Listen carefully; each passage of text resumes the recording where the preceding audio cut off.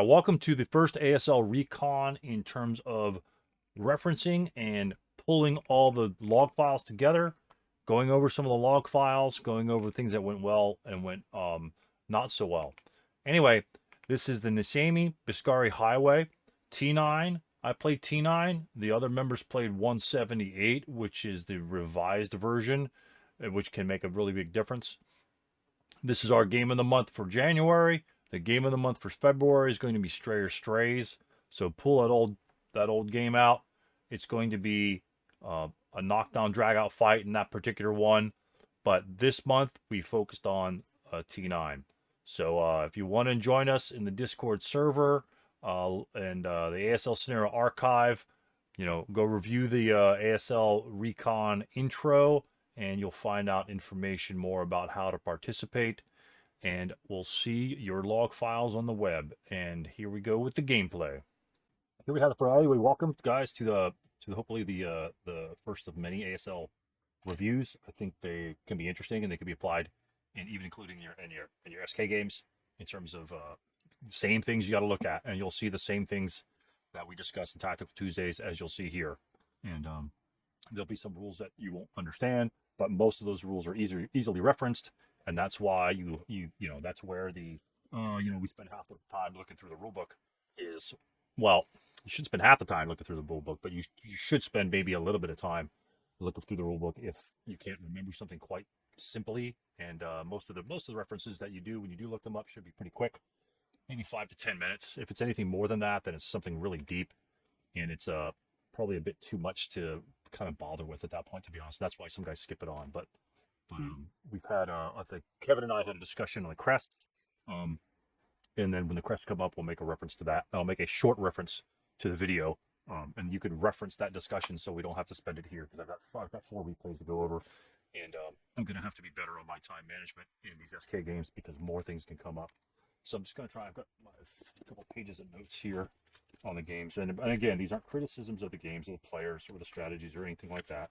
It just shows you, these are average games, standard games that you'll play, and then just the choices that people make, and because it's easy to be an armchair quarterback, but that's the power of reviewing games, is now you get to step back and review your own game. It's like, oh shit, why did I route there? It was obvious that it was I was going to be interdicted, something like that, and other things, because as you're in the middle of a fight, you've got to worry about your strategies. You got to worry about how your dice rolls have been going. You've got ups and downs during the game, and those are all going to be distractions from your cognitive abilities in order to remember a particular rule. And so therefore, even good players, not just bad players, but even good players will skip a rule or forget about a rule. It's as simple as that. The game is so engrossing and takes a lot of effort, a lot of brain power that you have to set forth to it, that you can forget shit. As simple as that. You can just simply forget some stuff, and we take that in account. We take that in account in SK. That's why, again, we're not critical of any of the players. We don't care. We don't care if the players win or lose. We don't care if they make mistakes. But we point out the good things. We point out the bad things. That's how we learn. It's like, why did this work? Why did this not work? Or could he done that? Could he not have done that? And sometimes it makes a difference in the games. And if you misplay a rule, it's either going to break a unit or not break a unit, and it can make a huge difference in a game, especially one such as this, where the Americans only have 6 squads. Both versions of the game. I play T9, so I don't have any hip guys. And so if you guys are familiar with hip, initial placement, that's where you can put your guy. Let me switch screens here. So you can have initial placement. Of course, my screen's not there. We go. Where guys can be hidden off the board, and then you can, sort of like guns, right? We hip our guns, when we shoot them, we bring them on board. Very similar to hip units in ASL. When you hip infantry, there's a couple of SK scenarios that you could hip your infantry, and then you simply conduct your game accordingly. Essentially, the hip guns, and if they do anything, they fart, whatever, they become unhip. So one thing that you have to do going into ASL, you have to know the concealment rules, or at least 80% of them, to really play effectively. There'll be certain things that you'll forget about them, and just note that the application of concealment applies in almost every single phase. So whether it's rally phase, prep fire, movement, defensive, advance, route, advance, the whole 9 yards, close combat, concealment rules infiltrate all those sections. So it's a broad guideline of application selection.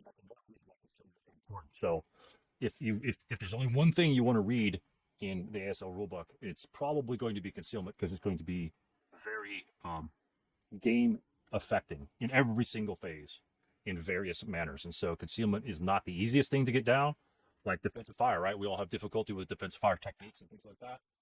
Concealment's another one, probably multiplied by the factor of about 6. All right, so the yellow designations on the map you see there are just where the Americans are limited to set up. It's a new feature they've added to the Vassal, which are essentially perimeter lines. Kind of problematic at this point because they're not overlays; they're like counters, and so you can move them. You might pick them up inadvertently, and that kind of gets in the way sometimes. They're quite visible.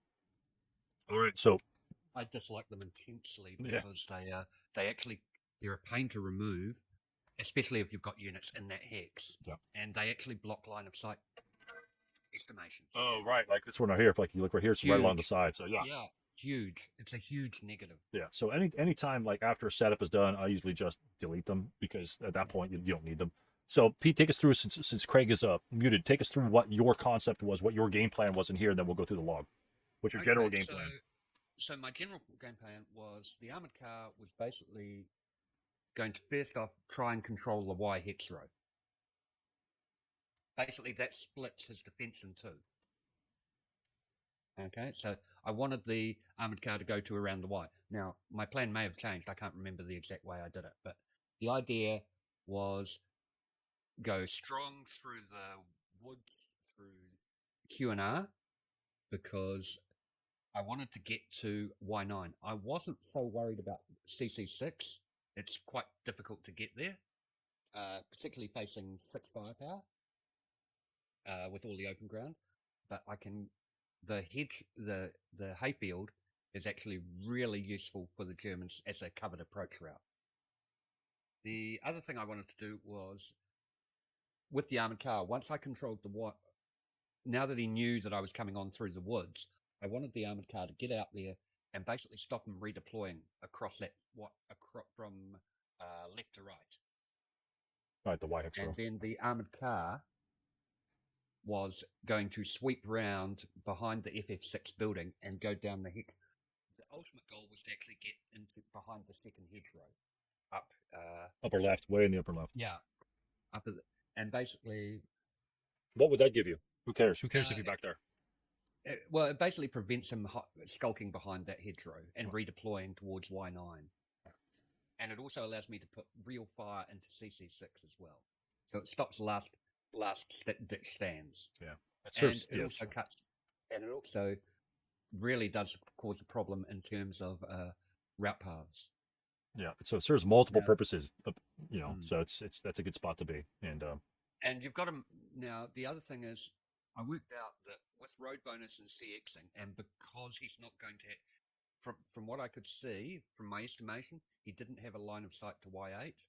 With road bonus and a leader, I could actually get to Y8 on turn 1. That's crazy. Which means that if I had a strong unit there, like the 9-2, for example, not only does that free the armored car basically cuts it for the turn 1 while I'm CX'd. The 9-2 then immediately has a fire base. Right. Yeah, it stops all the units on the left-hand side from coming over the right. And also, because of the terrain, I wanted to be super aggressive. If I can keep some of his forces on one side, that means they're out of the main battle for me. Right. And that was my plan. I'm an aggressive player. I tend to be a very aggressive player, but I'll leave it at that so you can see what happens. Okay. And something you'll see that is not normally shown. There's a couple things that happen. That's why I popped to this one here. So that's Pete's move with his giant power stack. Again, no lines of sight, because the units are moving up, just as Pete said. And armor cars have lots of movement points, and so he can make a lot of room there. Good safe spot. Funny thing is I noticed in a couple of the log replays that on the first turn, I think 2 of 3 of the Germans' first attack activated the sniper, and the sniper actually broke somebody or wounded somebody. It was kind of funny, and that's the power the snipers have. It happened to pin a unit here, but I think in Craig's other game with Dave, it killed one of the German leaders on turn 1, and that's pretty critical because we need other leaders. So end of turn 1, Pete moves forward. Um, as Pete was talking about before, the Americans just move back with their concealments and then reoccupy positions by the end of the turn. Turn 2, talk about these because we start with full squads in the OB. In ASL, we can deploy units. And we deploy units, we break them. We could voluntarily break them into half squads if they pass the task check. Why would you want to do that, Pete? Okay, so first off, you start with 10% fractions. Fractions, basically 10% of your initial starting squads can deploy if your nationality allows it. I always do that because they are scouts. I use them as scouts. They can strip concealment. They can also draw first fire, which then provides freedom of movement to your main assault troops. In this case, it's all about finding out where his troops are, but also if they get adjacent to you, and if they are not fired on, then the potential is that they actually are very nasty with point blank fire. And that's what this case. It's also I deploy a lot because I've been playing. There's an article in one of the journals called the Halfling Blitz or something like that. It's all about using half squads as a very attacking option. Very useful with the Japanese, and in ASL, where failure to rout is actually your most strongest way of actually eliminating units. Half squads allow you to do that because they can get around the flanks. And But yeah, I deploy a lot, and but you have to be of a fairly aggressive mindset to do it. right. And I just want to make a note that this is scenario 178 that Pete was playing instead of T9, which I was playing. And in my scenario, I did not have the option to hidden initially place a squad or squad equivalent. So essentially, they just can't pop out of nowhere. This scenario, the change between the two, that's one of the changes, is that you can do that as the Americans in one of the scenario special rules. Is you get to hide one of your units out of sight, just like an AT gun, because you don't see the AT guns, and therefore the concealments serve a double purpose. Are these real units? Did the guy bother to hit a squad? Do I have to worry about a squad? And that again is a useful ploy that Pete's using. Is using these half squads to either draw fire from any unit, whether it be hidden or concealed. And as he's moving, he's occupying more hexes, which could bump into those hidden units. And if you bump into a hidden unit, just like you do in SK, the hidden unit's placed on board. And so he has to contend with this. My opponent didn't have to contend with the hidden unit. He only had to contend with the hidden guns. And so that adds a different dimension to your gameplay in the exact same scenario, but the one that was updated. So anytime they add like a little change, it can make a big difference on how you conduct your game. And it's really things, and most of them are something like that. So Pete advances up, takes a couple shots, and a couple 12s here and there. Right here, Craig final protective fired on this unit here. Again, a half squad. I think he may pinned him or something like that, but then he ended up breaking. And so, battlefield conditions. He might thought that he was being swarmed over by a lot of units. I mean, there's a lot of units in this area, 4 or 5 units. Maybe take them out as early as possible. He's the strategist Clay was thinking about. So nothing wrong with that. But you just have to understand the risk associated with our final protective fire, right? And if he's got a route path, then there's not a problem. And all the units appear to have moved. So it looks pretty decent that unit could probably get away through the shell hole. And this is another new terrain feature. Essentially, it's a non-open ground hex that he could run back to that building that maybe a leader's at. So here's the hidden unit over here that we were discussing under my head. In the scenario special rules, you get to hit initially place a unit, and Craig put one guy over here with a bazooka, and Pete finds him pretty quick. And fortunately for Pete, that he misses the first shot, and then Pete returns fire and breaks him. So very fortuitous for Pete there, and to avoiding that disaster that could be bestowed upon him by that little bazooka. Almost, it's a pretty good to hit shot on that one. The kill's not bad either. I think it was a 10 kill if you hit him. So advanced fire route. He does route through S3. how can this unit route here to this location open? He's routing in open ground next to a vehicle. How could that unit route in that location? Because the gun has to turn its covered arc, and therefore is subject to a positive modifier. This unit can route in open ground based upon the gun. This unit can see him, but this unit, the 9-2, has a hindrance of the bridge. That has the hindrance of the wheat field. So that unit can route further in front of that 9-2. So it saves the bazooka guy for now. Craig's right flank, the building's gone for now, but he's got an 8-1 leader. That unit rallied in the Americans rally phase. Again, why? American rally, 8 morale factor. Essentially, he needs a 6, and he looks like he rolls a 5 or something like that. 5 or 6. Craig fires his AT gun at a unit there. I think that was his bore-sighted location. Tries to make a good to hit roll on that one there. And in ASL, you maintain concealment on your guns unless you roll a 5 or a 6. Whereas I believe in SK, you just lose concealment and hip status at the same time. Not in SK4. Not in SK4. Okay, gotcha. Not in SK. That's what I thought. Yeah.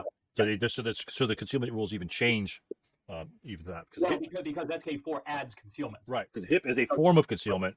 Right. So in ASL, concealment is introduced first, and then hip is a subsidiary of concealment.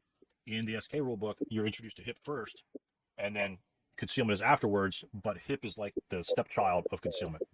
Yep. So it's kind of early that happened, but that's just the way they did it. So, but you should be thinking of hit initial placement as a form of concealment when you're playing an ASL scenario, and therefore a lot of the rules will apply, and hopefully be applied properly at that point.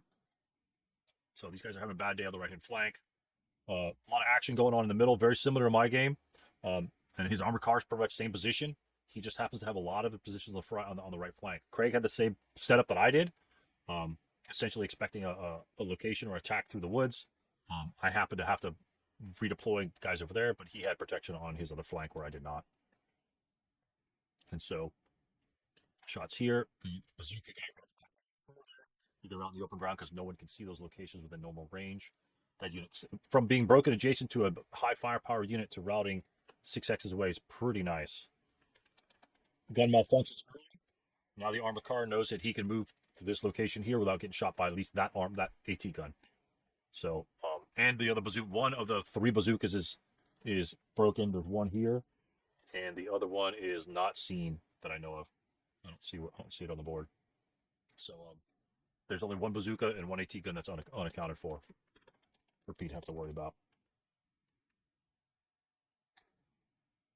All right, more house squads are charging the right-hand side on Pete's game. Sniper activates and breaks the crew here. Unfortunate, but it happens.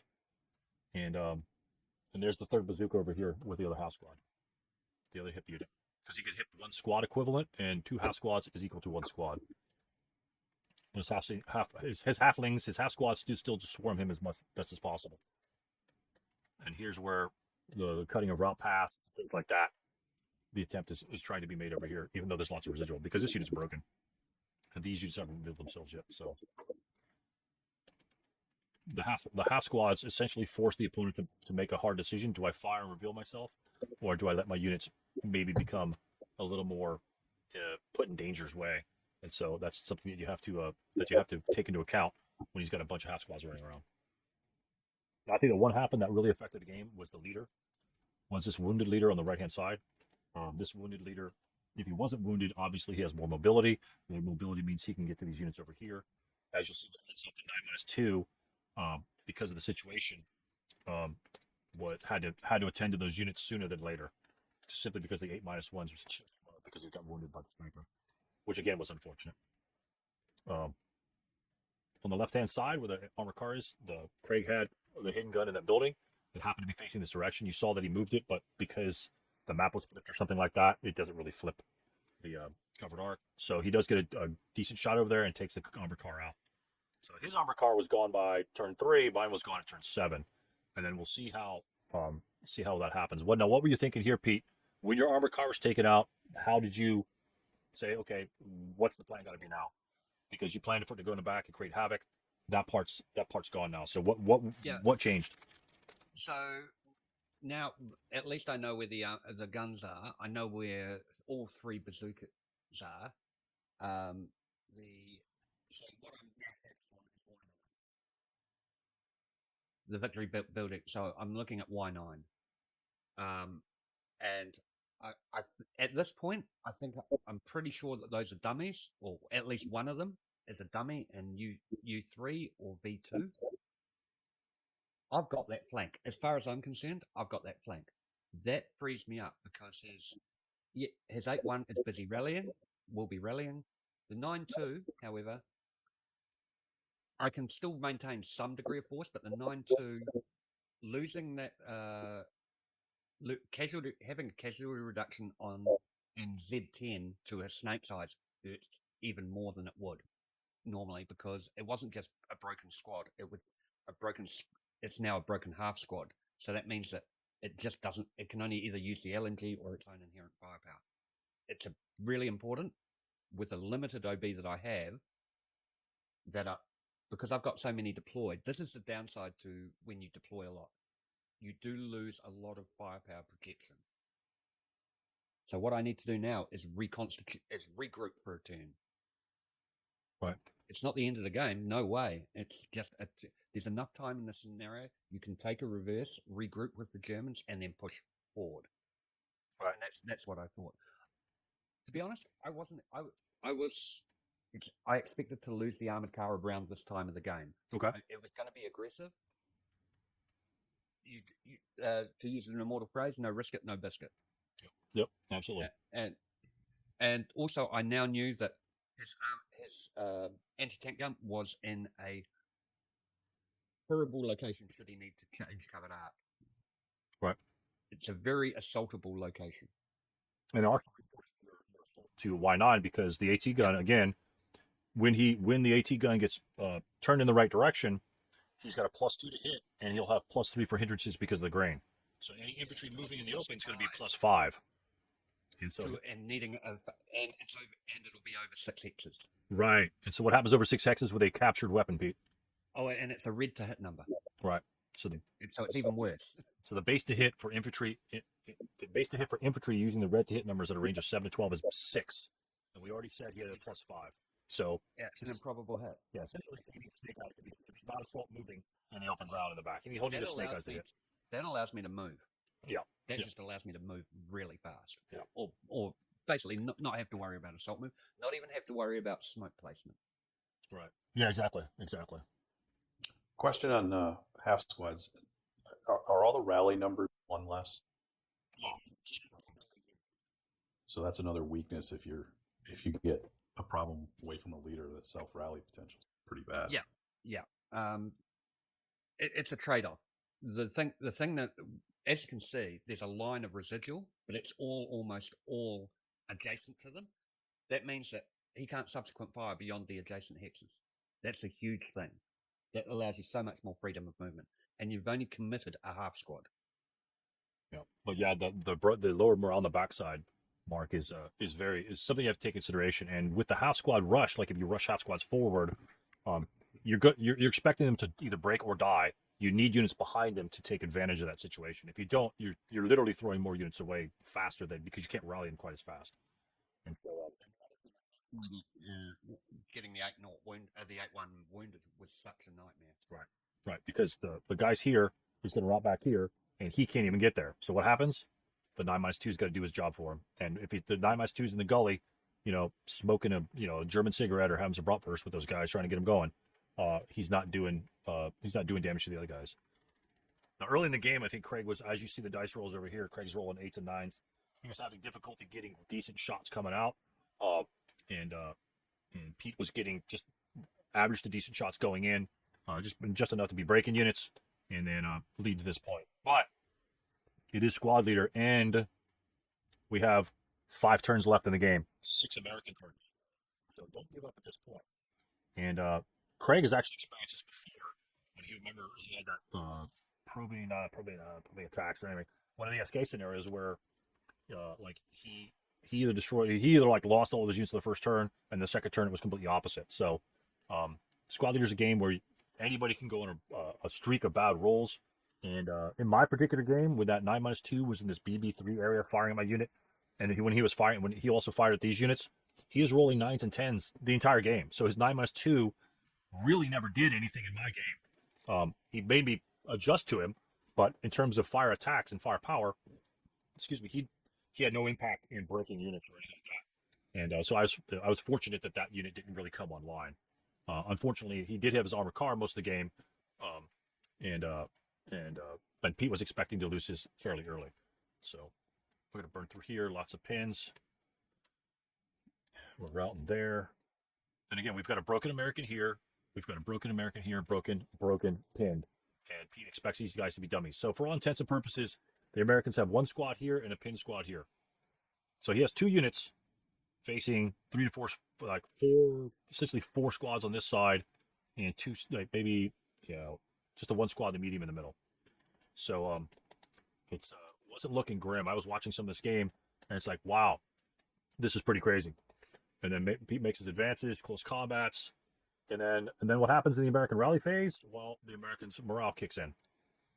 This is the strength of the Americans. If you get hot, shit happens. So right now, the Americans have 2 squads that are literally 2 squads. This guy in the back's broken. This guy's just a crew. He's not doing anything. He's got a guy on top of him. He's not even in range. He can't even see any of the units. He has 2 squads against the entire German force. But with a couple dice rolls, this unit comes back. Very key because it's very central. This unit's pretty safe even if he doesn't rally, because no Germans can actually react to that position. So he'll be back anyway when the 8-0 goes over there. And this unit right here is a crew, and he has self-rally capability.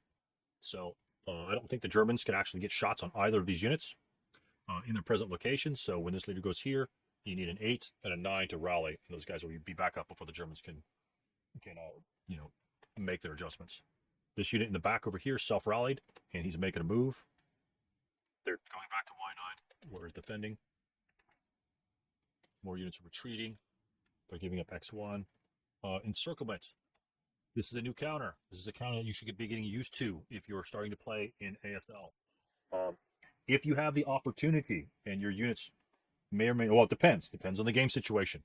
So I'll just describe kind of what's going on here. What does the encircle counter do? Let me flip it. So when you are encircled, your morale level drops, including the shot that causes the encirclement. So if I fire a 4+2 shot at you, and it's the last shot to make the encirclement occur, your morale level drops. So now this unit in this location essentially has a 6 morale factor. Also, when you fire out, it's going to add 1 to your infantry fire table attacks. So you're going to be less effective, as an offensive weapon. And your first attacks that you move out of is going to be double the movement factor cost.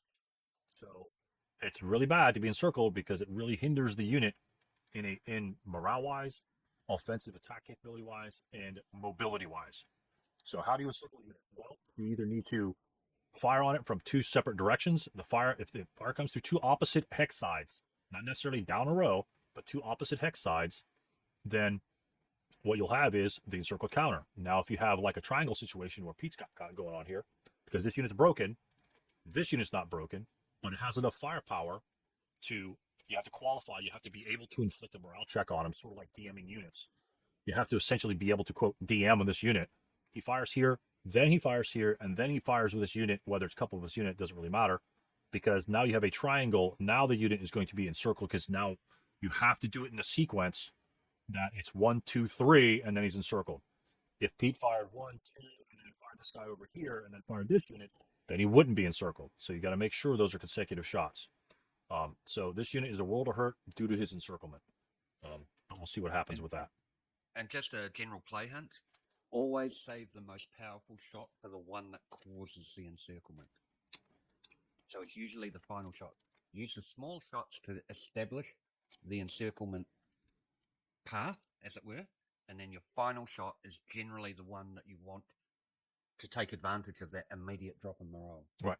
Because if he breaks, he's going to surrender to adjacent units, and we'll get to that in just a second. Actually, we already have a surrender, but we'll go up that in just a minute. So, yeah, we kind of missed that one. It was right here. So, in the starter kit, you can always route away from an enemy unit as long as you're not routing adjacent to it. So, in the situation over here, let's assume the armor car could actually interdict here, and all these hexes adjacent to the wood hex were interdictable by that unit. And this was, and let's say there was an infantry unit right here instead of the tank. Makes a difference. That unit, since he's adjacent to a unit, and can only route away using low crawl, or doesn't have a path to route away, or subject to interdiction, then he surrenders to a unit if he's adjacent to it. So what happens then in cases like that is you'll have these little white counters over here on the right-hand side on this hex here, the 106 guys. Essentially, those are prisoners. So essentially that it represents that 337 that couldn't route from that destination. And instead, he gets captured as a prisoner. That is an option that the German has. You can make other decision to say, I don't want any prisoners. And what that means is essentially the rules revert to standard starter kit rules where you can continue to route regardless. And so that's the only difference there. It's called no quarter. If you no quarter, then the rules just revert to back to starter rules routing, starter kit routing rules. But like if this unit were to break here, well, instead of the starter kit, he would be eliminated. In ASL, he would be turned into a captured unit, which these, except for the broken one, either one of these units could accept those prisoners if they so chose. So what it does is it pulls units out of the game until such a time they might be able to come back in, which is usually rare. But for all intents and purposes, it's like a pseudo KIA. There are detriments for taking prisoners, but when you're talking the difference between a 747 and a 247, yeah, that's 1/6 of his force gone right there. So prisoners are very useful because if you don't take prisoners and you kind of revert, you kill them and you invoke no quarter, which reverts back to the starter kit, then all of his units will always try to move away from you. And therefore, with the Americans, with that 8 morale, that could be problematic because he's going to rally a lot faster. If you're fighting the Italians, you're fighting somebody with low broken side morales, 5 or 6 on the backside, standard. You probably don't have to worry about them rallying back as fast. So that's a game decision that you have to make as a battlefield commander, and it's all based upon your plan. If you can't be burdened with prisoners, that might be a choice. Zap them and then continue moving. Also, in a lot of scenarios where they talk about victory points, prisoners are actually worth double at the end of the game. If you hold prisoners, they're worth double at the end of the game. So a squad is normally worth 2 casualty victory points for victory condition purposes. If you hold that squad prisoner, it can be worth 4. Right. It's like killing 2 squads, which is hard to do. Yeah. Which is really hard to do. So it's very valuable. Yeah, it's another thing. And those are scenario dependent. That's why reading and understanding the scenario special rules. A lot of games say prisoners don't count double, and that makes a big difference. It makes a big difference. So Pete's recouping here. Pete's on his turn to recoup. German rally phase. We come up and look what happens. Both of these American squads rally, or the crew and the squad both rally. And the 9-2 isn't quite next to his units that he can rally, so he's going to be delayed a little bit more. But the Americans do have essentially almost double its firepower in the central portion of the map. And there's a potential that he could actually try and retake X1. And if he does, once the Germans got to counterattack, he's got a couple breaking squads. He's going to take a longer time to do it. So that's what you have to worry about with the Americans. And you got to. So when it looked really grim, when all the Americans were broken, now he has 1, 2, 3, maybe 4.5 squads that we can see that are active and in the game. And so that's something that you have to realize is your enemies can come back very fast. So, So Pete continues with his plan, trying to move units in the upper right. Couple low dice rolls, zaps a couple half squads, even from the encircled unit. And I think that guy proves to be a pain in the butt, doesn't he? So the guy that was guarding the prisoner, we're going to watch this. We're going to see what happens over here. So Pete moves up. He's doing his flanking maneuver, adjusting his units, and threatening this unit here. The 747 is just being very stubborn. Doesn't want to quit. Doesn't want to go home as a prisoner of war. He wants to go home a hero, and he essentially vacates that position. That's a good spot because he can't be shot at by essentially anybody. So he's safe for at least a player turn. And Craig adjusts his units accordingly, kind of readjusts his defense, maybe makes a move on the right-hand side, seeing that there might be a possible weakness going on over there. And then the Germans have to recoup while the Americans are recouping. 9-2 does his job, rallies the guys on the bottom. He's got them up and going, getting them ready for battle. Let me run up for here. And again, remember my minefields were in the back, and Craig had a minefield right up in the front. That actually killed a unit because the half squad moved in there, like Pete's half squad blitz. Half squad moved in there, broke immediately, and then when he routed out, he broke again. And so essentially eliminated the unit for free. You have to do anything. You have to reveal the unit, fire a unit, your concealment stayed, and it was very effective. Now Pete's coming back, and he's got a whole bunch of units up in the front line. This looks like, second stage of the battle, which makes this game a pretty decent one. Looks like the Americans drops a smoke turd on V2 and smokes those guys so he can possibly move over here. So that's decent use of smoke. Would he be exposed to a 12 firepower shot there? Sure. If he broke, what would happen? He simply rots away. Whether it's getting closer to him, why not? He could go this way. Hell, he could, once he reaches here, you can see this unit and then either stop there. So he can still get away from that unit to a slight extent. And then again, 8 morale, he could possibly rally at a later turn. Unless Pete wanted to possibly DM that unit or fire some other units.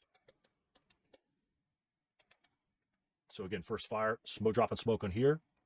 Craig probably playing for the 9-1 to move along this open ground hex, which again obscures this guy's vision. Moving the 9-. Fire lanes. Yeah, that's true. That fire lane. So the smoke here was not only useful to protecting this unit from this unit, it also was probably in Craig's plan to essentially protect the 9-1's movement. Not necessarily this guy's movement, but the 9-1's movement. It's more important to get this guy and that squad back there at the cost of this unit, possibly at the cost of that unit, for that option to happen. That's a huge shot. It's an 8 firepower shot right there that he just negated from a -2 shot to a +1. And the fire lanes. So Pete, when firing upon that unit, sets down a fire lane. This is very different than what you'll see in SK, and you don't have this in SK. The machine guns that you have in your possession, there's 2 fire lane markers you see here, one here and one here. What occurs with a fire lane is the unit commits its machine gun on its attack that it can't be marked with a first fire or a final fire marker. It has to be unfired. And it commits that machine gun to continuous fire along that path. This is an alternate hex grain. This is a normal hex grain. Actually, this is a good example. The alternate hex grain, if you see this fire lane, the arrow is on the top portion of the counter, which means the fire lane will squiggle up like that. And I think you've seen a couple of the arrows that I've had done some of my games, where I'll put like an arrow like this, and then throw that bad boy out, and then lay that in between the hexes there. And so whatever hexes that arrow is in is what's affected by that fire lane. So it's easy for both parties, where he can and cannot move. So any units moving that fire lane, this unit doesn't have to fire again because it's like he's continuously firing. Just laying down a steady stream of fire instead of a one-spot shot. So let's say this unit didn't fire moves, and he wants to move in this location to go up here. Then he'll get attacked, just like residual firepower normally attack a unit entering a location with residual firepower. The fire lane puts down a lot of residual firepower. And so most of the same rules apply for fire lane attacks, with some minor exceptions based upon the terrain that you're in and the terrain that's between you and the enemy. There's hard terrain, soft terrain. We won't get into that. Fire lanes is another thing you will need to read up on. It's not that tough, but you have to understand that the purpose of a fire lane is to deter movement or mass movement through an area. If you're only firing on one unit, you've got to announce the fire lane before you roll the dice. So you can't see that, oh, I lost my rate of fire, I'll go ahead and put a fire lane down. No, you have to commit. I'm putting a fire lane down, 6 firepower, boom. And then it goes down, whether you get him or not. So he can go through the fire lane and then just wander all over he wants. The machine gun can't fire at him again. Stu, can you shoot a fire lane without a target? Is area fire? You need a target to lay down the fire lane. Okay. You'll need somebody to fire at. You can only do that in a night scenario, and you have to pre-designate those fire lanes at the beginning of the enemy movement phase. Okay. So that's the only time you can do without a target. And then in a night scenario. Yeah, we will. And it's exactly for that reason, to basically interdict potential movement paths. Right. So now you see here you have overlapping lanes of you have overlapping fire lanes. So this hex and this hex, this is where the fire lanes differ than just basic residual firepower. If we had a 1 residual firepower in this hex and a 2 residual firepower in the hex instead of fire lanes, then the 2 residual firepower takes precedence. You remove the 1 firepower counter, and that's a 2 residual firepower attack for anyone entering that hex. Now for fire lanes, it changes the equation slightly. So I'm going to clone this guy real quick. If I were here, and if I want to move up this general direction, and if I enter this location, which crisscrosses this fire lane from this medium machine gun, which is a 2 firepower fire lane, and it crosses this fire lane, which is a 1 firepower fire lane, he will get attacked by both fire lanes. I think you do the bigger one first. I'm not sure, but you guys can look that up later. But both fire lanes are essentially attacking that unit. It's a 2. Let's say he's not assault moving. 2 -2. If he survives that, 1 -2, and then that happens first. And then your other units can fire on him normally. And then if he survives all that massacre, that mass of bullets in there, then he continues. That's the other reason actually counts as a positive modifier for the fire lane attack Right. So because it's in the fire lane firer's hex. right. So normally, if this guy wasn't smoked, this would be a 2-2 from this location, and the because he's smoked, the first fire move in the open is negated. So now that's only a 2-1 because he's still non-assault moving. The 1 firepower fire lane from this unit over here goes through hindrances just like the smoke. So the hindrances do not apply to the attack. They only negate the movement in the open penalty. So this would be a 1-1 firepower attack. This would be a 2-1 based on this smoke. Wheat fields are a soft hindrance. They don't affect the attack at all. They negate the movement in the open modifier. Brush does. Wheat fields don't. Wheat field's a hindrance. They're a soft hindrance. Correct. Brush is a soft hindrance. Hard hindrance is applied the positive modifier. If these were orchards, this would be a +3 shot. Yeah. And we can cover that in the next game of the month because there's a giant orchard. Fire lanes through orchards are pretty much garbo. Because you're going to have other orchards that consider hard hindrance, Pete suggests. And those are positive modifiers added onto the thing because you actually have like wood bouncing off your bullets. So it's reducing firepower as it goes along, or actually reduces increases the dice roll modifier. So, but sometimes that's all you got. And no leadership modifier applies. This is a 10-3 leader that fired initially on whatever location you fired at, and then you could generate a fire lane up to the distance, the range of the firepower of the unit. The -3 leadership modifier or any leadership modifier doesn't apply at that point, and the fire lane does not cower. But if you do cower on the first shot, like this unit over here, if he cowered, fire lane doesn't get dropped. So you have to not cower. So that's one good thing that 6+1 leaders can do for you is if you need that fire lane down, we don't really care about the first shot. It's the 12 other shots that we could possibly get out of that fire lane. And that 6+1 won't impact that shot at all. So he will have the 6+1s definitely have very good uses at that point. So fire lane can be absolutely devastating against a human wave. Yeah, absolutely. So the Americans get a couple breaks here and there. We continue on. Broken unit route spot. Real quickly because now we're in the close combat phase. We are okay. So close combat phase, the thing with prisoners, the fun thing with prisoners and the danger with prisoners is if you are broken and you are carrying prisoners around, they may turn on you and attack you. And what is necessary for that to happen is you need to be, the guard needs to be broken, and in this case, that is satisfied, and the units, the prisoners, each prisoner needs to roll a task check, which is based on their 6 morale of their prisoner counter, to attack their guard. And in this case, Craig finally managed to roll his task check to enable him to attack the guard in close combat, and he does so. And so what you do then is, I want to undo that one, unbreak him. So then what you do is you do a simple close combat roll, right? You compare firepowers. You've got a 2 firepower unit here, and you've got a 1 firepower unit right here. So that would be a 1-to-2 ratio. The broken squad is not going to be able to attack, right? Because he's broken. You have a 1-to-2 attack, and you have a -2 for a broken unit. So 1-to-2 -2, not a bad chart. It's a base 6. So if this broken unit rolls a 6 in close combat, it kills that unit. And it will rearm up to the unit size number of whatever that unit is. In this case, he's got 2 unit size number, and it's essentially a half squad. He kills a half squad, so a half squad would get rearmed. And so, and again, in close combat, I think it has it in, yes, it does have it in SK. This is something that we're familiar with in SK, is Craig happens to roll Snake Eyes on his close combat roll. So, looking at the leader creation roll, die roll follows an original 2 on the first multi-man counter self-rally, not applicable, or any multi-man counter close combat dice roll. Well, this is a multi-man counter. It just happens to be an unarmed prisoner. So not only does he kill the unit beneath him, he rearms, and when you rearm, you become a green unit of your nationality, in this case, the American. And then, simply because he rolled the Snake Eyes, he gets to create a leader. Well, you look at all the modifiers, and you add up the modifiers like any other chart. And he actually happened to get an 8-0 leader out of that. So that's the danger of having prisoners. Some guys don't want to bother with them. Sometimes the prisoner rules can be very cumbersome at times. But this is what can occur if your broken unit doesn't have other guys going over there to. You really don't want your broken units with a lot of prisoners because this can happen. And so that would be bad news. And so he actually went from, I think this guy was over here somewhere.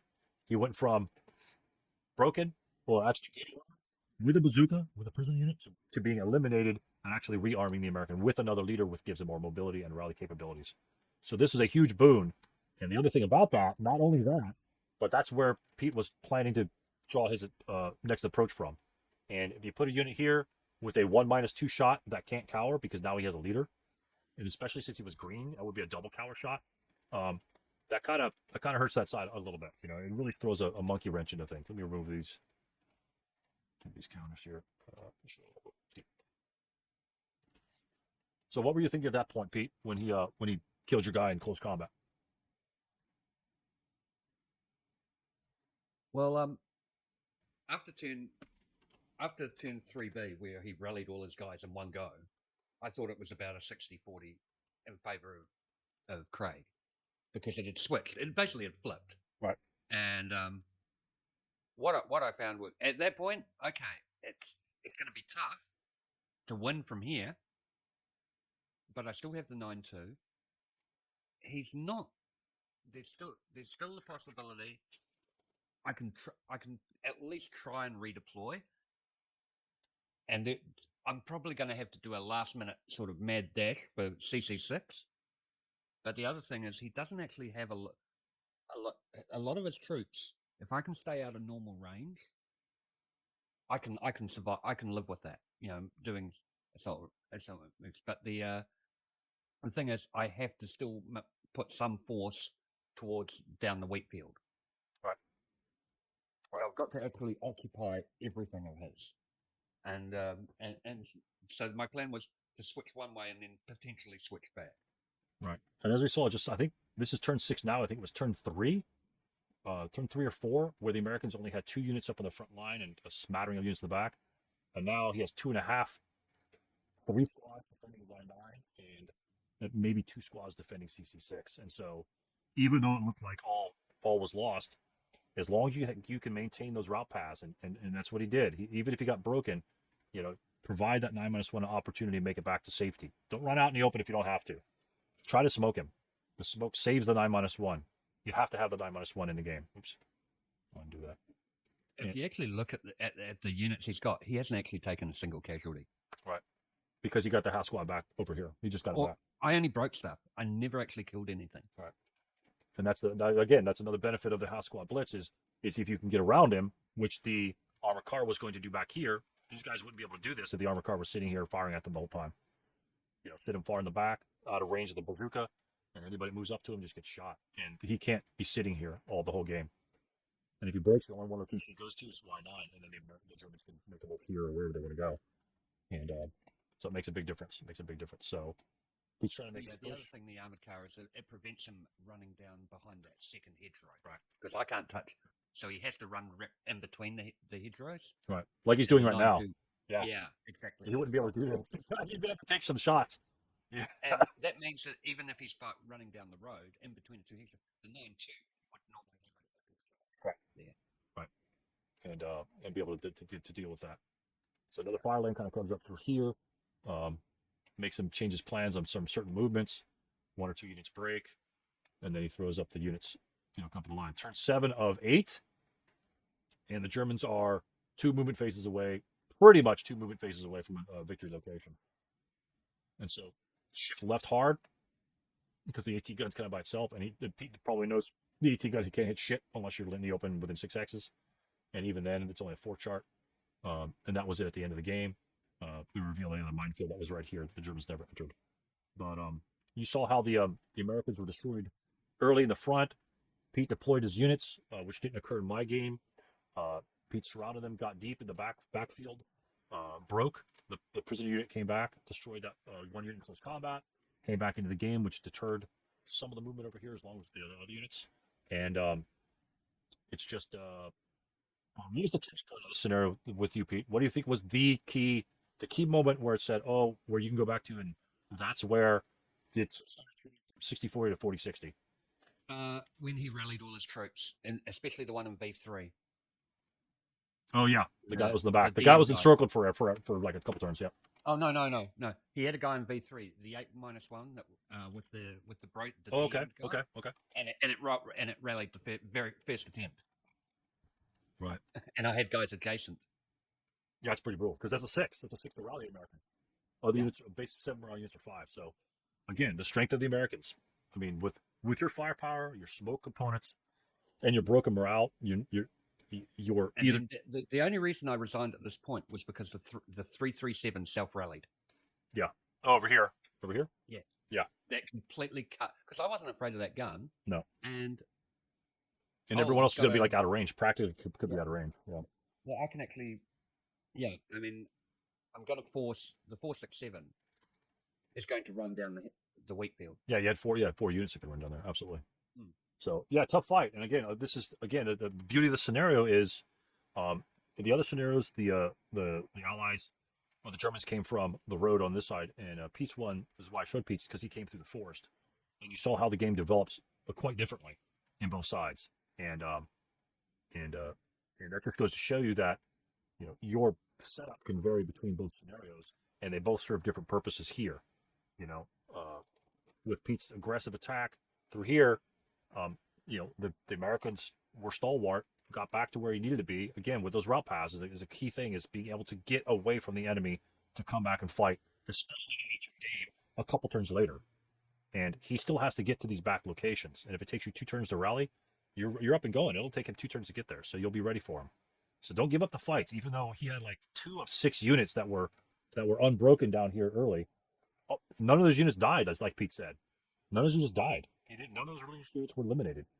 He rallied them, with the benefit of the American morale, and then time and position, and at least decent locations, and he beat the Germans up enough to a point where it gave him enough time to continue the game. And that's the same concept that I was trying to keep the Germans down with all those units broken in Z10 in my game.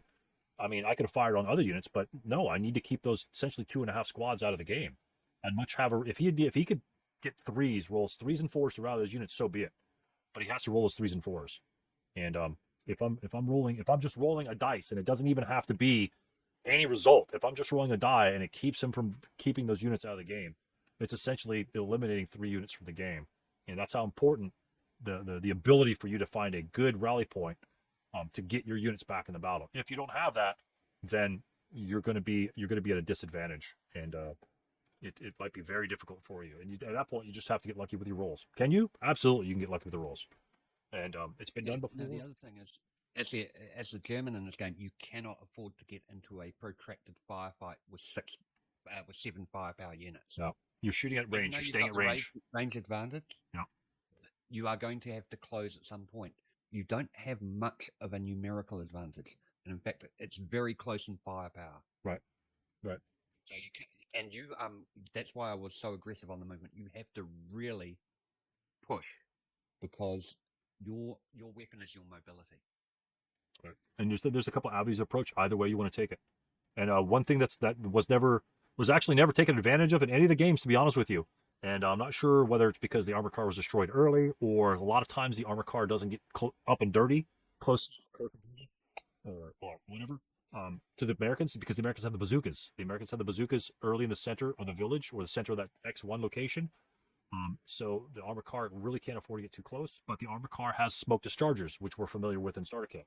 So if this armor car could get into a position where he can drop a smoke discharger, then the Germans can give even that much more mobility to get to their destinations. And so that's another tool that the armor car had that I don't think in any of the games had the actual opportunity to perform. I mean, you can drop it over here, but other than defensively to a shot. But usually other armor cars are picked off within the first full turn of an AT gun shooting at it, I think, for the most part.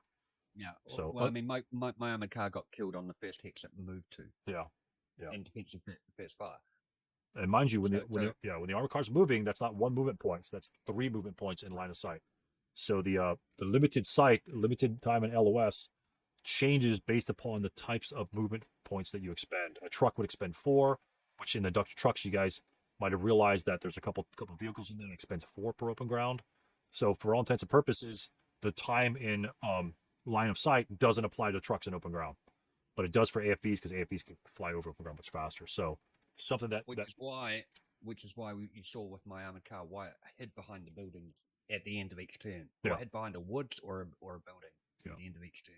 So it was coming from out of line of sight on its first turn, right, on its first movement. So any questions on the two games that we covered, gentlemen? It's 7:42 right now. We'll probably end it here, but I want to take any questions you have off of any of the topics that we covered, which were a lot. Nothing here. John, Jim, Mark? Nope, I'm all set. Yeah, no, you answered them. Thank you. Okay. Yep. So, If I can make one point, if you really do have a look at the article on half squad usage by Aaron Cleven. Aaron's the guy who originated what basically turned what is now known as the half squad blitz into a thing that can be very off-putting when you first encounter it. If you haven't seen it, if you haven't faced it as a defender, it's very frightening because all you see is this wave of troops that will swamp your defensive firepower. You have to learn the tactics against it. right. John? Yep. Any questions, John? Quite a few. Okay. Okay. Perfect. But I'm.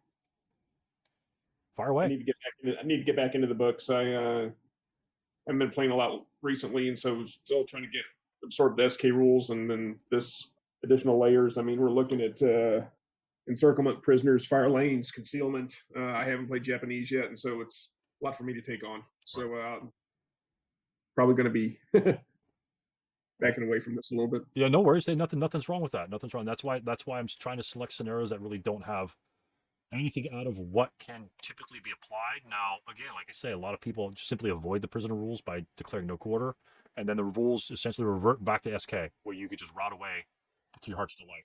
And fire lanes again, or something that can apply only to the German side because the Americans don't have any machine guns, and that may or may not apply because typically there's only one or a couple Americans moving. A lot of times, if there's only one or two units that are moving, a fire lane generally isn't used.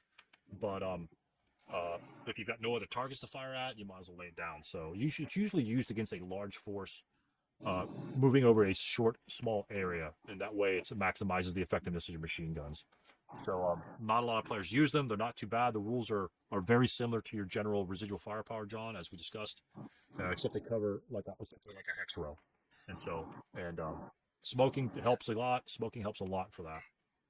The other thing is, I've been playing this game for a long, long time, so I have a lot more familiarity with the capabilities in ASL. So I used as much as I could that I've learned over the years. And you don't have to, and you don't have to win.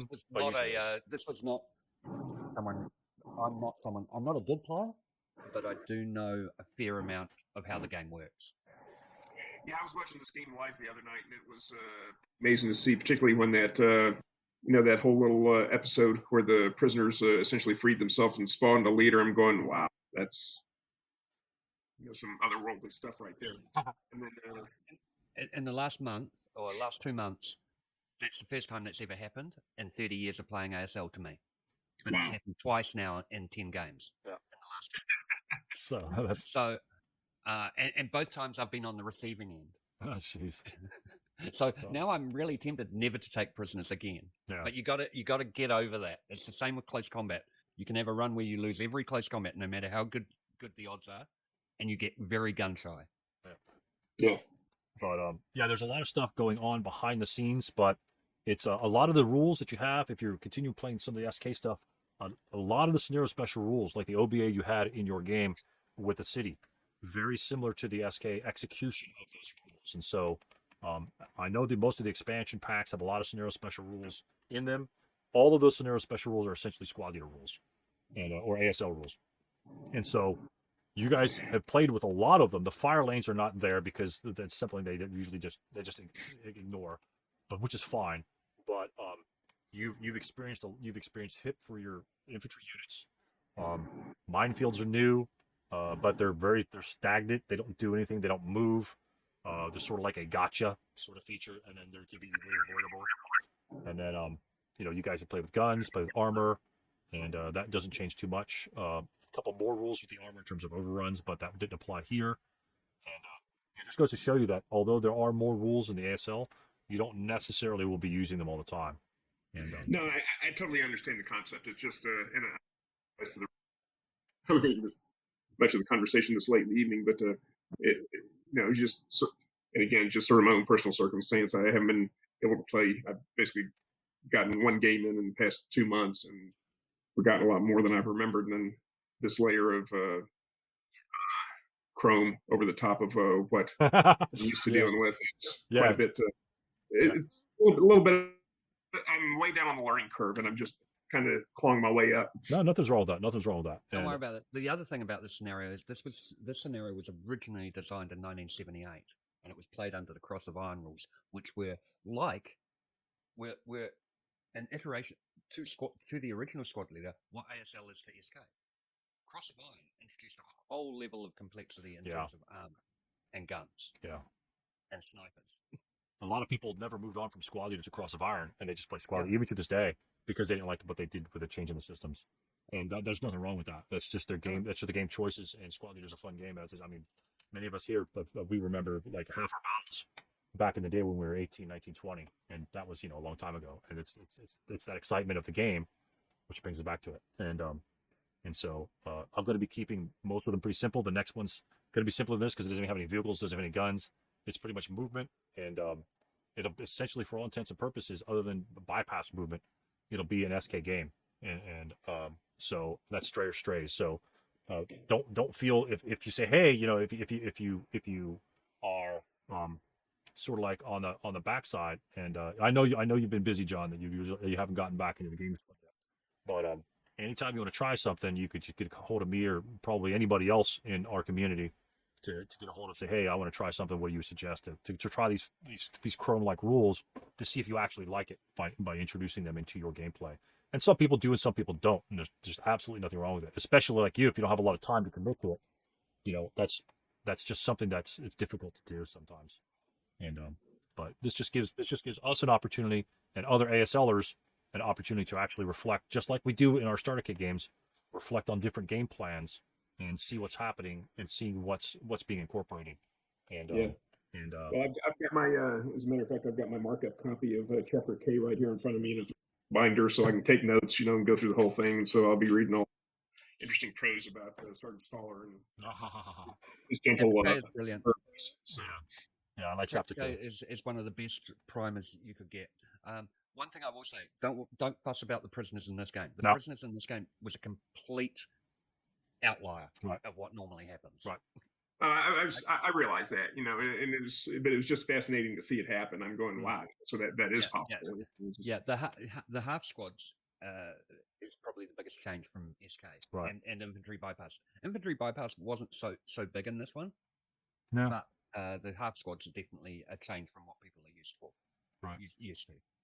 And getting used to the encirclement rules is a little bit different because I saw the one guy sitting there says, okay, well, you've got a DM'd unit, right there surrounded on 3 sides. He's toast. And then I figured out, no, that's not how that works in this particular scenario. So right. And so, like I said, it's essentially a lot of people think that even ASLers think that those are failure to routes and they eliminate them.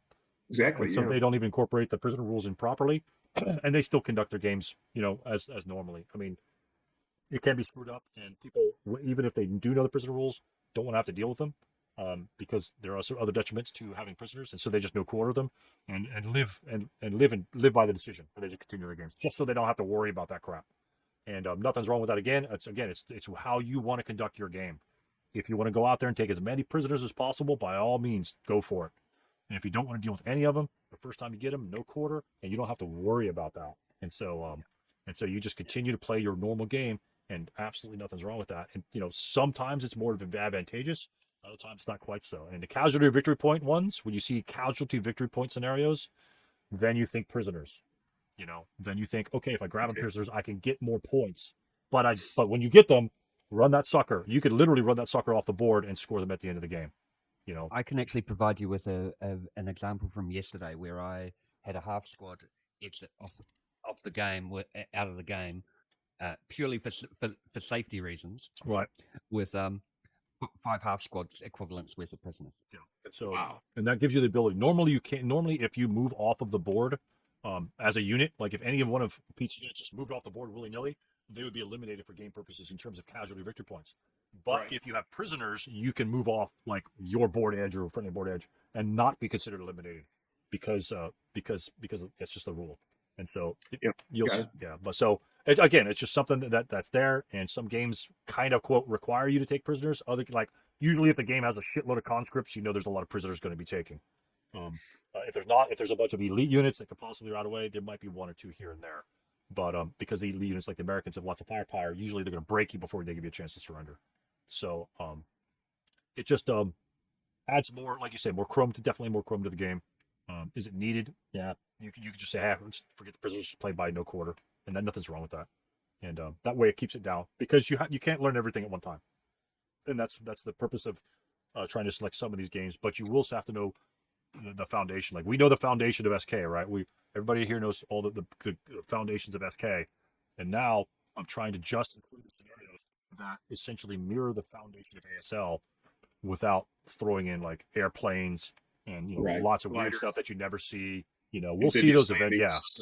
Yeah, we'll see gliders eventually, but that'll be way down the road. But just getting people used to the ability to move faster. It applies. This one really didn't apply because most of it's open ground, and otherwise everyone's hiding in woods. But it will save you a movement factor or two, and as long as you just understand that, then you've pretty much got infantry bypass movement down.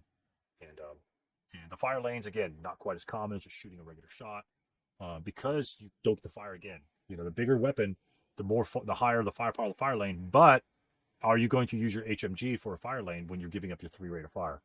Most people don't want to do that. The medium's like the sweet spot because it's 2 firepower. The medium's the sweet spot. Lights aren't too bad either. But again, those are game decisions. If you don't want to do it, yeah, you don't have to do it. You don't have to do it. And sometimes because once you fire the fire lane, you can't fire the machine gun again. You can't sustain fire. If somebody else moves adjacent, you can't fire it again. So you're limited. So it's a give and take. But John, like I said, I'm glad you're here asking questions, participating, and this is just an introduction. And again, there's billions of scenarios out there, and I pick and choose the ones I like. There's a lot of things I completely avoid. I mean, like the plague, and so that's just the way I conduct my games, things like that. So, Thank you both for the. sure, no problem. Any other questions, guys, before we cut it? I ordered you a Papa Loco. You want it out here? Any other questions, gentlemen? I'm Nope. here. Thanks a lot. All right, We're all sweet, set. Yep. sweet. All right, gentlemen. Stray or Strays next game. If you guys are interested in playing that one, again, it's pretty much just infantry. I don't think there are any LMGs. There's one medium machine gun in the game. The rest is just infantry. And then you have buildings that might have elevation, which most of the time in that game they never apply. So it's very much a starter kit like scenario. And you might use a little bit of bypass to skirt a couple trees. So don't be afraid to slam it. One board. It's 3.5 turns long. Slam it down. Grab a buddy. Play it a couple times. Dick around with some of the rules that you may not be familiar with. And most of those things won't come into play. All right. So don't feel intimidated. If you guys have any questions, I'm free to answer anything you have at any time. And so is everyone else here for the most part. I don't know anybody here that is not helpful by any stretch of the imagination. And if you're playing and you see that I'm online and you have a question during your game, I'm more than happy to try and help or explain a concept. yeah, More than happy to. because you'll always have questions. It's always been a hallmark of this group, and so I appreciate that. Yeah, and we all have questions all the time. I always have 20 questions in my games. Like I say, if you want to learn a little, if you want to learn a little bit about crests, we have a little discussion of crests. I give my personal opinion on some of the rules, but again, that's like the little nuances. If you just want to learn a little, 2 guys actually discussing about how a crest rule should be applied or is applied, and so it just goes to show you that sometimes the rules aren't necessarily clear, and that people Prisoner rules. always have discussions about them. Prisoner rules are decidedly unhelpful. We didn't get to these 2 episodes or these 2 replays for the log, and we may actually have another one, but we're just going to go over these. And this is the very similar setup to my setup.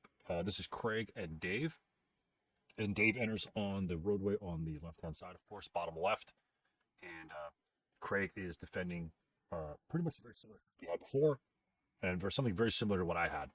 So it was actually kind of odd how close that those setups actually were. Just burn through here and see kind of how this particular game develops in contrast to the other games. Okay. And so what you have here is Dave's onslaught. Shit, if I can press the button correctly. He enters here. And again, you have to, I don't know if your unit was revealed up here in the top left, but when you cause loss of concealment, you actually have to show a real unit. Sometimes the logs glitch out. That's probably what happened. Or Craig just said, hey, I've got a 337 or 747 or something like that in there. And that's usually good. You don't have to really technically reveal it, especially with valves of concealment. It could be problematic at times. You might reveal like the entire stack. So, but anyway, he just reveals the unit, chooses not to fire. Oh, shit. And then more half squads. This is sort of like Pete's Hot Dog, where they're sent out to be scouts, and they're just making their way down the road. 8-0 flashes down the road, and here's an armored assault from the armored car. Really good idea, just in case there's an AT gun that wants to take a pot shot at a whole bunch of units running in the open. That's going to be an easy shot to make, or an easier shot to make. It'll be a base 6 to hit, and then -2 for moving in the open, which would make that an 8, which means a 3 could critical hit that one unit in that stack. And here against the AT guns, the Americans have nothing in line of sight down this road for the setups unless they set up an AA1 and BB1. And I think Dave and Craig are using the 178 scenario card versus T9. I'm pretty sure that's what he wrote on the card. And the 9-2 moves last. The most powerful unit moves last. Occupies the building, and he's ready to light up anything that comes into play. Assault fire here. A 4 wool sniper will activate the sniper, and I think they forgot to place the snipers on the map, but that's very, very common.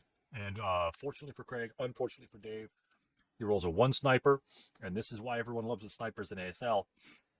These things can really do weird things in the game. Sometimes they're never active, even though you have a decent sniper like the Americans.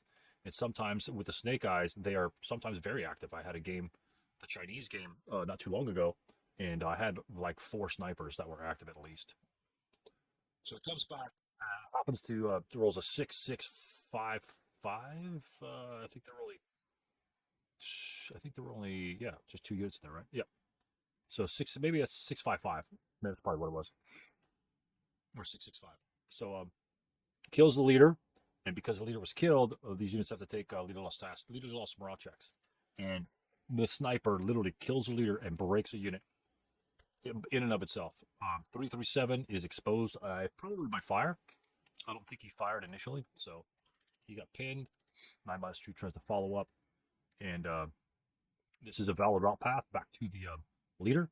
You either have the CC6 or FF6. And so the leader's obviously the one's going to be doing the dirty work right there.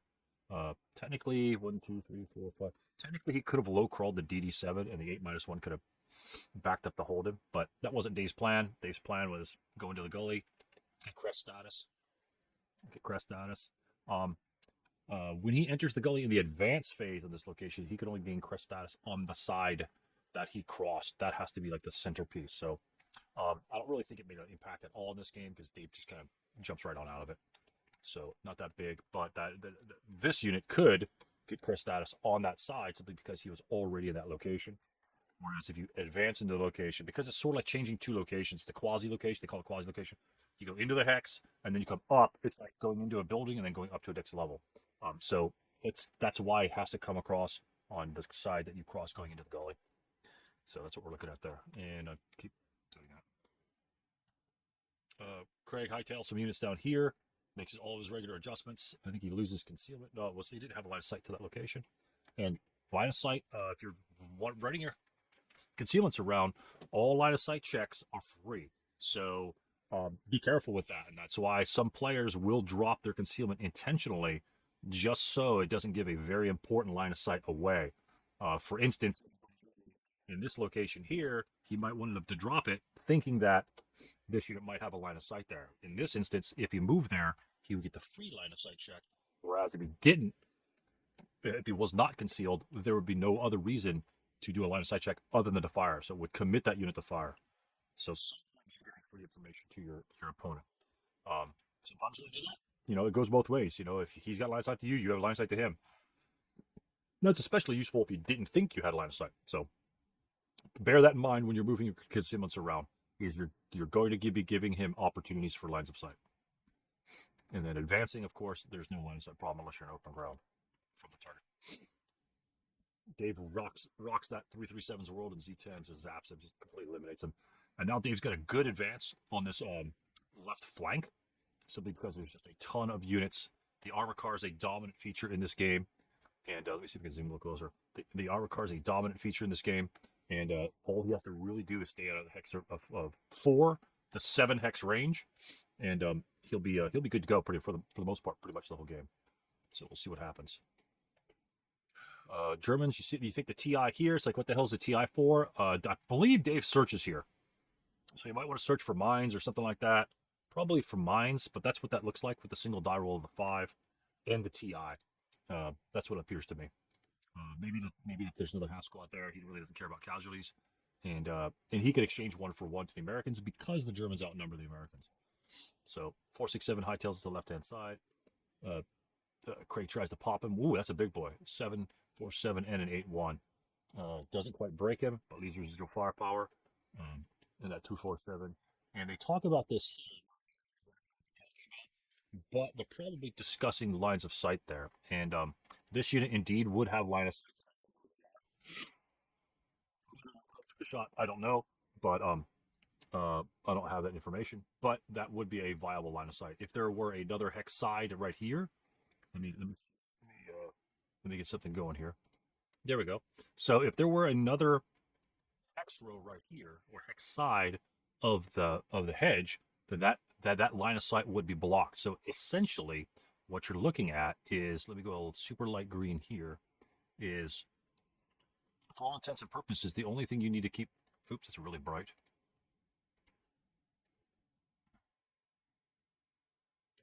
You were just going to be looking at. Let me just do red. So we've got this hex side, and this hex side is the only thing we need to consider. And normal LOS is just like this unit here, doing an LOS check this direction, right? This is a half level obstacle, so therefore that will block the line of sight over there. The same concept is over here if you have a Y configuration. If you have that Y configuration right here, it's going to act like this hex side, just like this. It doesn't need this one at all because it will be blocked by this extra one here. It's a really weird thing in the rules, but the example in the rule book clearly illustrates that condition. So essentially, you're looking for a Y at the end, and that spot, you're really not considering that part of the hex side, hedgerow or wall that you normally have a line of sight over. It's this extra piece here is the one that causes the line of sight blockage. So again, they were discussing it. Whether he took a shot, I don't know. He's got a lot of units to move or something like that. So we'll just continue. So bazooka's right in the center, which, not a bad spot. Keeps the armor car from getting too close to objectives. Unit swings around behind him. And Craig readjusts his guy, skulks back here in the center, so he doesn't get blasted by a couple units for 8 free firepower. You don't need to really give him any free shots. And 247 here. And this is a very similar situation that I had. The 247's in that location, and he does have a wall advantage over those sides. So it does not behoove the Americans to jump out in the middle of the street like I did, because he'll be in open ground. And that would be bad, even for a full firepower unit. So the American advances, retreats back, gains concealment. 8-1 takes position on all those units. Gets fired upon by the unit on the left-hand side, and the armor car starts making its way over. Mind you, the armor car is 33 movement points, but for the most part, armor cars can almost travel just about as far as tanks can in open ground, because most tanks have 11 to 15 movement factors, probably movement points, 11 to 14 maybe, especially Germans. And it's 1 point per hex, open ground hex for a tank, an AFV, fully tracked AFV. And armor cars have 33, and it costs them 3 per hex to enter for open ground. And so therefore, essentially, it's like having 11 MP. The tactical difference being is the armor car actually expends 3 movement points, as we saw in Pete's game. In Pete's game, when he pulls out the side, when the anti-tank gun fires, if that were an AFV shot, because he expended 1 MP, and then the AFV can continue moving. But since it's an armor car, he expended 3, and that allows the enemy 3 shots before the unit can continue to move. So even though Craig hit him with the first shot, if he had missed, he got rate of fire, and could fire at him again, and then could fire at him again in case he wanted to. So that's a big thing. That's something you probably have to take into consideration with your vehicles that expend many more movement points per hex that it has to enter. Trucks are notorious for that. You know, trucks might be 4 MF in open ground, might be, I think there's 6 MF in brush. So even infantry can get 1,000 shots on them. So be careful with that. 9-2s make a good push off the left-hand side. The 9-2 doesn't need to be in the middle, simply because they have range and he has modifiers. Most of the modifiers on this map, he can negate. So all of his shots are going to be essentially flats. Those things can be a pain in the ass, to be honest with you. The broken unit here can ignore this location here simply because it's not any further from this tank. It actually might be getting closer to this unit here. So he's got a truck on down the road, and he simply, that's pretty much just what he does. So American morale factors, he happened to roll, I think he rolls a 6. Yeah, 5. No. 3. Craig rolls it back on a 3. Up and at him, straight up. The AT gun rears its ugly head. Shoots at the infantry unit. The AT gun doesn't really have a lot of firepower, and he's in woods. It might be his bore-sided hex. I don't know, because the two probably look like it just came up. But that's a close LOS to. Oops, that's a close LOS to the armored car. It might be worth risking a shot at the armored car, especially if you didn't move your covered arc, because the armored car is going to be loads more easier to hit than the infantry. The infantry will be, even with the -2, because at that range, the unit is going to have +2 captured units usage, like we covered before, and then +2 for, well, it's a base 6 because of the range, +2 for captured use, which makes it a 4 to hit, and then if it's bore-sighted, then it will be a 6 to hit, and then +1 for the wood, so a net 5. So even with all those modifiers, it's not bad range. The captured usage and the red numbers at ranges of 7 to 12 and further increments are pretty disastrous, to be honest with you. The tank instead, I think, is as a base fire to hit is like 9 or 8. So let me see, what would that be? It would be an 8. Essentially goes down by 2, and then +2 to hit. Again, a 6 to hit. So whichever one you want to target, go ahead and target. And essentially the result would be the same. He would need a 6 for a morale check on the 9-2 and a 6 for destruction on the tank. So again, that's a tight LOS. Maybe you don't want to do that. Maybe you do. The choice is yours. There's lots of different techniques that you can use to try and determine that line of sight. American skulk again. The other AT gun, it is turn 3. So it looks like the Germans have committed to that one side, and Craig decides to bring his other AT gun, which he had in the other grain. That's kind of a nice spot, because if the infantry go over there, he can kind of blast them. And so he tries to move it over there, and manhandling is simply the M number is what you need to roll on 2 dice to push the unit, push the hex, and then all hex sides or all hexes are double the cost to enter. So that adds the modifier to you, and if there's a terrific modifier, it adds it to you as well. For all intents and purposes, when this unit goes CX, it has 6 movement factors. Every open ground hex is going to cost 2 movement factors. So CX, 2 movement factors. CX means it's a +3. He needs to roll a 9. We'll move it 1 hex and you're done. Anything less than a 9, you get to move it, and then you can continue. If you roll higher than a 9, it fails to move it, and you stop where you are. You are subject to hazardous movement as you're pushing the gun during that movement phase, during its movement phase. So Craig tries to take advantage of that broken unit back over there. Good idea. It's a good idea. Kill it while you can, pretty much. Kill it while you can. That's a good smoke. Good smoke by the Germans. Americans just trying to lay some firepower down. Messed with the AT gun and breaks it, unfortunately. And then the armored car overruns the units in open ground, and he rolls a snake eye, which is so that's too bad. But that's what the armored car can do, and it has lots of firepower to do that with. I think its overrun capability is like 16. Technically, it's like 18 firepower or something like that, but it goes down to the 16 chart. And if you're in the open ground, I think it's just a -1, so it's going to be a 16 -1. So you roll like a 1 on the 16 chart, which would be 3 KIA. That's pretty sick. I mean, that's pretty sick. And that's one way to actually kill units is overrunning them in overground and open ground, because you'll have that -1 modifier. It's a beautiful thing to see. I've been a recipient of that a couple times. And the bad thing about it is it's coming as soon as the armor car starts up. That's the funniest thing about it. Is you're just gonna eat it. So Americans drop a crap ton of smoke, get damaged, so units can move, I assume.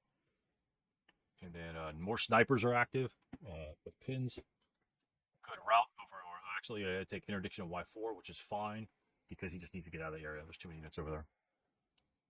Reoccupying X1. All have firepower, and this is a good attack by Craig here. The Germans have already prepped fired units. This unit's really not going to have any advanced fire capability, and he's moving a full squad over here next to a dummy. I don't know. This could be anything, but light him up with a very good unit. Unfortunately, it only pinned him. One residual, did that cower or something like that? What the? No, he rolled a 6, and wow, that's a good roll. Well, maybe they just put the residual in. They haven't changed it yet. So, but yeah, good shot, good try. And this is probably a dummy since it hasn't fired yet. And then the Germans rush down the road to try to attack that. That's it's still gonna be a tough fight up there because he's got some good units. He's got some good units to defend that. Pin, final fire. The AT guns are getting a little closer over here on the right hand side, skulking back and going forth. Now at that point, because there's some time in the game, and you do have a bazooka over here, and this unit is fanatic, you might consider just jumping him back and just leaving him in the open, and that way, see this location, let him move, so you get the first shot. This way, all he has to do is get the first shot and break some bodies. But again, just command decisions, no big deal. Comes over here, guy. Oh, he jumps in the minefield. Oh, that's funny. It's the same position he had before. Very effective. Very effective. That's a good location. It's a tough spot. Tough spot. Looks like something got blasted there. Maybe they broke? Not sure. I'm not sure what happened to those units. But, I mean, the attack is solid here. Close combat. Prep fires here. Breaks a unit. Breaks the bazooka guy right there, which means there's nothing left on the bottom. How much time? What time are we on right now? Turn 6, which gives the Germans 2 more turns to essentially just move over to the other location. So Craig just started running out of units. An overrun here, a couple double breaks here, and failure to routes perhaps. Just kind of sums it up, to be honest with you. I mean, sometimes you take casualties, sometimes you don't. And so I think they progress. They keep progressing. All the AT guns come up. He does break a number of units, so all these units are broken. Very interesting. And so they end the game right there. This was the last. Well, not the last ally. Maybe he prep fired on that. I'm not sure if he prep fired on that in there. So no, because they had to route. So well, maybe they routed during the American turn. But anyway, tough draw for Craig on this one here. Good attack on Dave on the left hand side. Just committing to that one side and just shoving everything he's got over there. Lots of different units, so he has to gauge his fire, and just trying to intercept some units coming over to help him. And that's about all you have. But very interesting game. And again, the crest status didn't matter whatsoever. Take the building next to the last turn, and you've got a good solid victory here. So hats off to both players. It looked like a very fun game. Activations and snipers and the minefields. So I didn't get my minefields. I usually had my minefields it's my own guys. So let's go check out the next game. All right, I loaded up Dimitri's and Alexei's game from the Russian ASL club in Moscow, and we thank them for their participation in the game of the month, both SK and now in ASL. So it's exciting to see other groups' involvements in this as well. And I believe there's a group of Spanish players that are generating their own sort of game of the month thing, or replay, or teaching seminars and things like that. So that's exciting to see that that's being conducted. So here, I'm not sure which. I think Dimitri's the Germans. Coming off of the Q6 side, which is in contrast, which is very similar to Pete's, but in contrast to Dave's. So we have 2 games so far, 2 games on either side. And I think these players used the 178 as well. Let's see. Yes, 178 in the upper corner. So they did use it, and I like the little tag right here. It's excellent. And they look pretty badass anyway. The PPSH is really cool. So anyway, let's see how these players fare in their ASL combat. It looks like Dimitri doing very similar to what Pete did. Shove guys forward. A very aggressive move straight in the middle. There could be a hidden unit in either any of those locations, and that could be blasted. But he's not. The guy tried to first fire on him and did nothing. So the armor car takes a position to shoot down between the roads, and very similar to Pete's movement. So that's why the Americans have a tendency to set up over here to cover these spots. Advance phase, advancing out. Oh, they must have CX before. They probably forgot the CXs. American movement up, just to kind of maybe draw the shots. Oh, and we got a malfunction. Ugh. I think it's the only malfunction in the 3-4 games that we have so far. So, hats off to Beach at the first. And we've got Dimitri burning his armor car down here. Technically, he can't enter this location because to cross a bridge, you have to cross where the road hex side, where the road depiction crosses. So only Y9, which is really odd of this map. Y9 and X7 are the only ways to enter that bridge location. Otherwise, if you go from Y7 to Y8, you technically have to go in the gully. Doesn't really matter. I mean, technically, he could just, scoot over here and go back across. But it is very deceptive. It looks like it goes straight through. I had to double check, take a double look on that. But the rule specifies the road is how you can enter it. And there's actually one weird map somewhere that one of the players had pointed a question on, and the road legitimately goes zigzags. It goes from one side here and it goes out the other. So it goes something like this. The road goes this way, and then it does something like that, and then comes back out that way. So you have to go in, change cover arc 3 times, and it's nasty. I think it's on a mountain road. But anyway, he's very aggressive with this vehicle here. I like the aggression. Why? Because if he rolls a 6, he's probably going to recall it, which is the same thing as repairing it. But if he runs it up forward here, and it happens to get destroyed, it could be smoking. But the other thing it does is it creates a hindrance and a +1 essentially terrain effect modifier in that location, so the rest of his units can actually come up and not be shot at -2. So this is an interesting move here. Even considering he's got the mouth weapon, I like the move, very aggressive, and it forces these units, if they're not dummies, to maybe take a pot shot on him. And there's a possibility he could still survive. And it looks like he didn't take a shot, but the AT gun took a shot at him, and it did not hit him, or maybe hit him. Yeah, maybe not. Oh, we got a support weapon over here with it to hit. Looks like it did hit a 10. Alexei probably lost his bazooka for that. Dimitri's smiling at that shot simply because that's one less bazooka he has to worry about. And now look at all the German units into that area. Now we've got, again, he doesn't actually provide cover at this point until the end of the advanced battle phase. So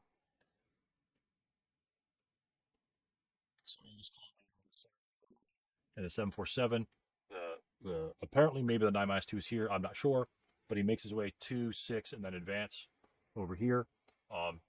He's making his way up to the front. So that's one way to get him there, especially if you have a lot of movement factors. So not a lot of guys right in the center for the Americans. So I'm not sure where these hidden guys are. So this is pretty interesting. Well, we got a hidden guy that just popped up over here on the left-hand side, because obviously the Germans are committing to the middle, and it looks like the tank here. No, he's in bypass right here. There we go. So he's in bypass. Right. It looks up here. He's in bypass. I don't actually think that you can bypass that. So this is what Pete was talking about with the little lines. You can't really see the LOSs. So I can't even select that stuff because it's going to hit that. There you go. So right there, you have to determine whether there's enough room for the vehicle to bypass. With that green line, I really can't see. So apparently, if it is in bypass, the players have determined that to be possibly the case. Or it's just a misaligned counter. One or the other.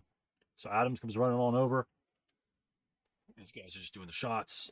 Looks like a hero pops up across the street with a maybe. Maybe it was there. Maybe it was concealed. He was concealed probably. And so there's a lot. All of a sudden, there's a lot of American firepower right in front of the Germans' face. So this is pretty interesting. And that guy's got a bazooka. Oh, the German sniper looks like. Yeah, German sniper popped this unit.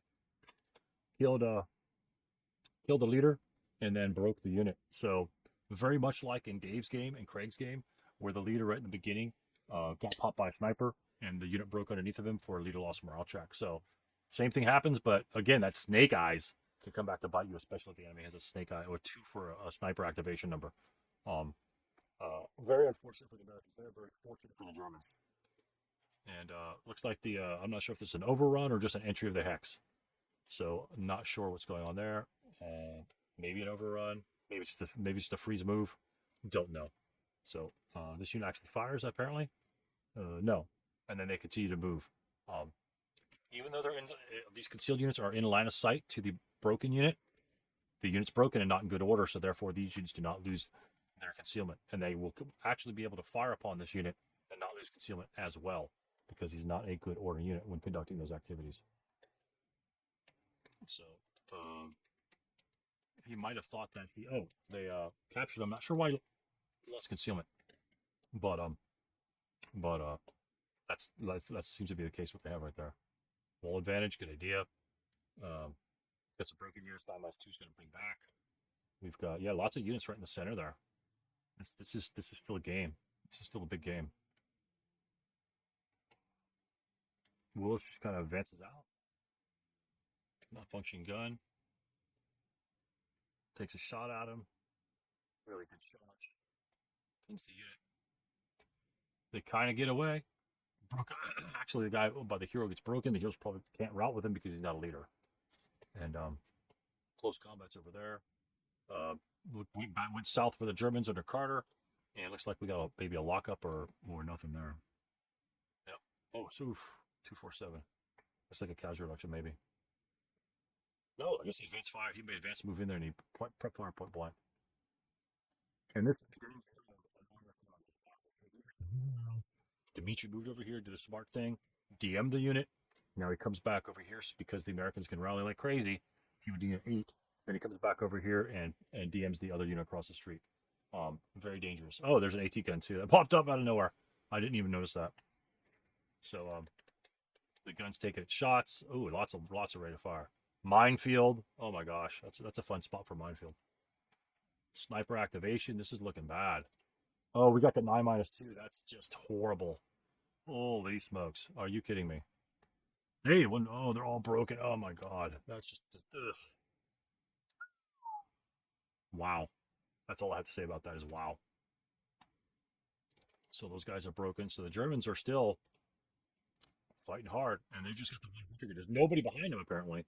But if the Americans can hold fast, Dimitri's Germans will be at the short end of the stick on this scenario. But again, the armor car is very valuable. And we've got a couple broken units. He's got to roll some good dice. He's got to roll some good dice in the rally phase. Apparently he did not. So this is going to be pretty rough on the Americans. Oh, we got a bazooka shot over here. Took out an armor car. I didn't remember when the armor car got destroyed in this one. But, hey, it's a good, just rush them over there and try and do your thing. Nothing's wrong with that. I'm not sure if they rolled for crew survival. I think they have a crew survival 4. But, yeah, so not too big of a deal. DMing more units, keeping the Americans DM'd. The Germans did make it over here to the other victory location. Routing away from the bad guys. Willis in the middle. Oh, Willis can tear that guy up. What turn are we on now? Looks like we are on turn 5. Plenty of time left. Holy smokes. Turn 5 in this grinding battle. Final fires on the Americans. Looks like it's CR. Oh, breaks the leader. And roll 11s. Holy smokes. Alexei. Wow. That's not a good thing. Bad day for the Americans over there. And right there. He could actually get to that location here. Actually, he can't. He can consider that equidistant to the Germans here that he sees. Because that's 4 hexes. This is 4 hexes. So he could ignore that destination and try to route over here. But again, you've got 2 open ground hexes, and that would be bad news. Actually, I think he surrenders because he can't go into the wheat field and then come back to that destination because he'd be leaving that unit's line of sight, getting further away, then coming closer. So he can't go that route. He can't go these directions. Can't go adjacent, and so it subjects him to low crawl, which means if he's adjacent to a unit and he has to low crawl away, or be subject to interdiction, then he would surrender to an adjacent, capital adjacent unit. So no big thing, no big deal there. It's late in the game. It's not going to have too much of an impact, but that's probably what would have happened to that unit. So I'm not sure. Like I say, if he invoked no quarter, then the unit's going to run away anyway. So at that point, you might want to just low crawl because he's a half squad. So